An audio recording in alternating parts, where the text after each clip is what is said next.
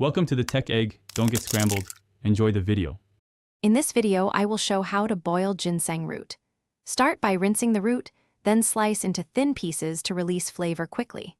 Place slices in cold water, cover, and bring to a gentle simmer rather than a hard boil to protect delicate compounds. Simmer for 30 to 45 minutes until the broth smells fragrant and rich. Strain and enjoy the warm tonic, storing leftovers in the fridge for later use.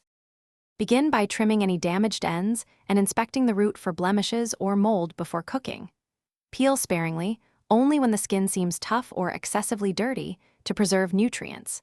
Aim for uniform slices about 2 to 4 millimeters thick, so each piece extracts evenly. Smaller slices release flavor faster, while larger slices yield a milder infusion. Adjust slice size based on desired strength and simmer time for best results. If you are finding the video helpful, please subscribe and like to support the channel. Quick recommendation: the Shark AI Ultra Robot Vacuum makes cleanup a breeze while you simmer, with voice control and smart mapping for hands-free tidying so you can focus on your brew. It's a small time saver that feels luxurious during kitchen projects. Check the description for the link and other deals, and now let's get back to the video. Keep the pot at a low, steady simmer to protect heat-sensitive constituents while extracting flavor and benefits. Simmer for 30 to 45 minutes, adjusting time to match slice thickness and how strong you want the tonic.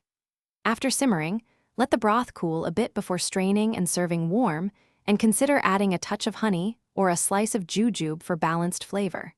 Store any extra broth in the fridge and reheat gently before use. Thanks for watching. Consider subscribing if I helped unscramble your problems.